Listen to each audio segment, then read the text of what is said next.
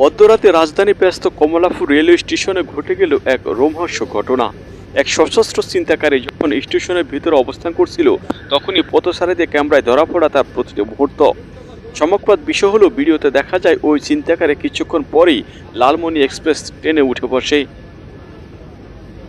ঘটনাটি মুহূর্তে ছড়িয়ে পড়ে সামাজিক যোগাযোগ মাধ্যমে। তবে এবার প্রশাসনের ভূমিকা ছিল একেবারে অন্যরকম।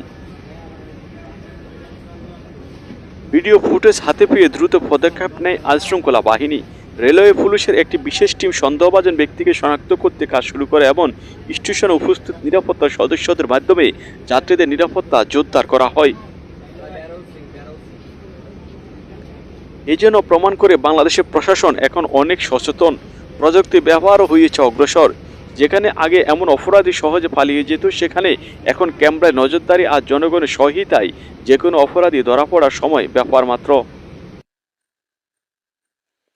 জনগণের প্রত্যাশা, এই ধরনের অপরাধীদের বিরুদ্ধে কঠোর ব্যবস্থা নেওয়া হবে এবং রেলপথে নিরাপত্তা থাকবে সবার জন্য।